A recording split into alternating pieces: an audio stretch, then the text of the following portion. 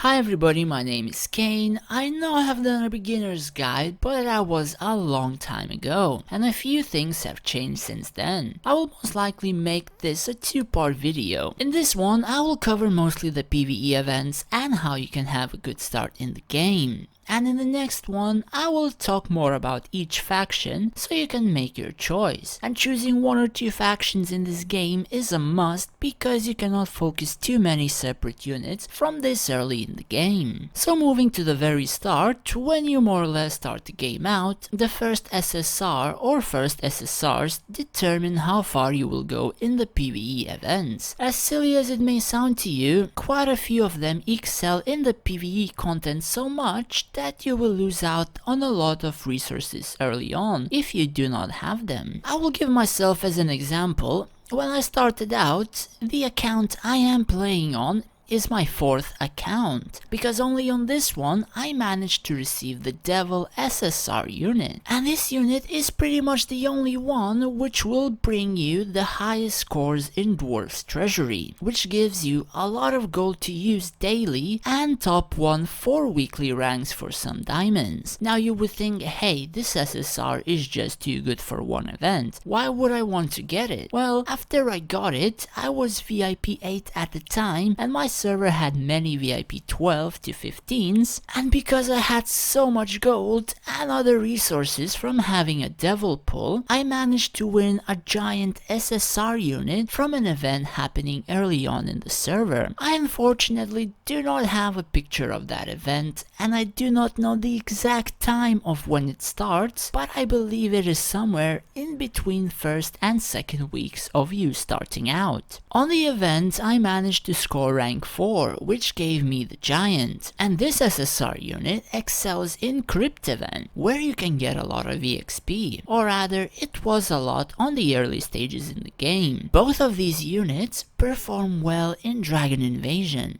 an event that unlocks to you after 1 month of your server being released. In short, I drew one SSR unit that gave me so much resources that I managed to win another SSR unit who was better in another PvE event, and both of these excel in a third PvE event. I was pretty much rank 1 in all 3 of these events for months, until more units were added, awakenings were introduced. Some units outscaled the ones I had, because I just did not invest into them, and so on. But they did their part and gave me so many resources that even now I am a VIP 12 and I am able to beat VIP 14 to VIP 15 players in PvP. And in this case, those players have spent literally 2,000 to 4,500 bucks more in the game than me. I cannot say it was just because of these PvE events, as my decisions also led me to reach this stage. But early PvE SSR units is what gave me an edge over many other players, and I scaled it even harder. Whether or not you will try to use the same method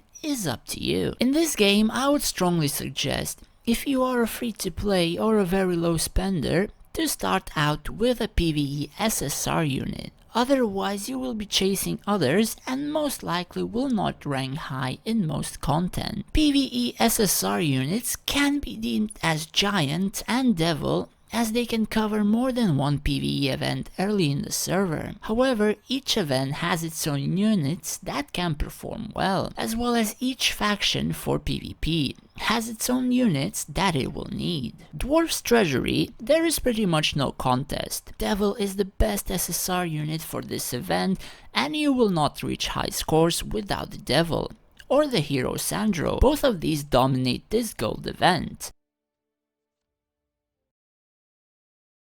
Crypt, Giant is the best SSR unit for this event, especially early on in the server.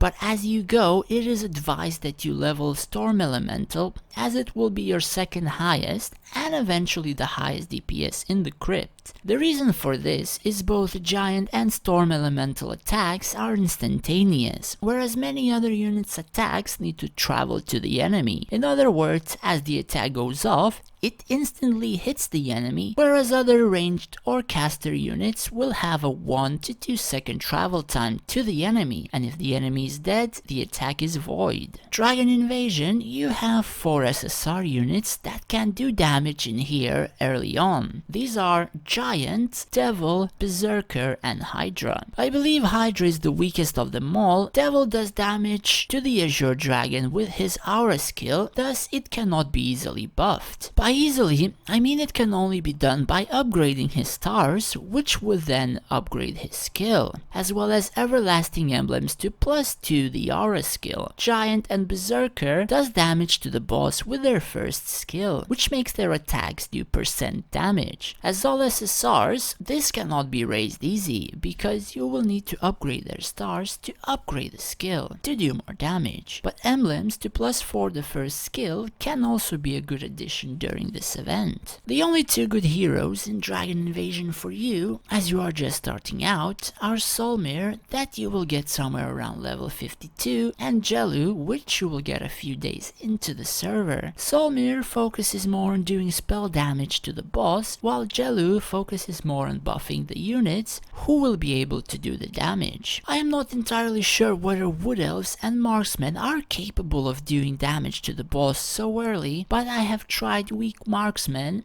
and they were not. So in this case, you would only buff the Giant. It all depends on the units you have focused and the hero you have invested more into, which formation will perform better for you in this event. This is perhaps one of the more important events to do weekly because it upgrades your artifact pieces and their corresponding effects. There are more events as you progress through the levels, such as Conflux Plains, Endless Inferno, and Steadwick, and so on. Conflux Plain, each of the stages will need you to upgrade specific units to be able to pass those stages, but that will most likely be covered in another video, as there are just too many formations to do in a beginner's video. For Endless Inferno, you will need your own formation to perform well, for you to pass far in the stages. The only free-to-play hero I have seen pass very high in this event was Jellu, so in such a case you can call Jellu a PvE god in this game, because you will literally use this hero in 80% plus of the PvE content. This hero must be upgraded for literally any player in this game,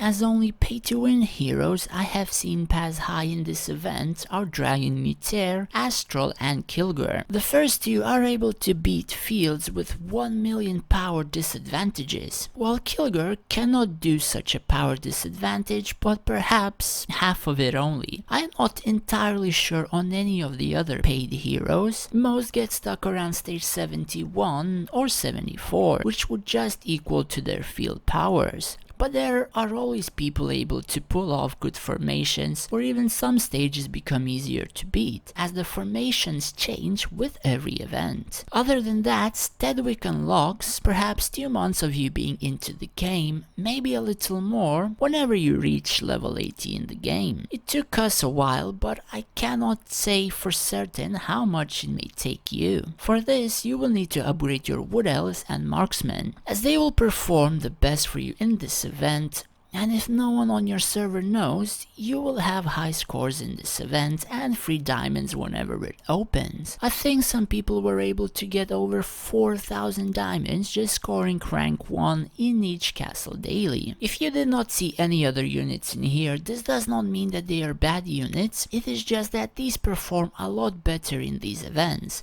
as well as more units were released and more awakens have been released, so some metas like Steadwick could have changed. So you should look into that yourself. But a Jellu with decked out archers, I am not sure if there's anything that could manage to beat that. I think that is pretty much it for this video and how you can have a good start in the game just by rolling good SSR units. Thanks for watching and take care.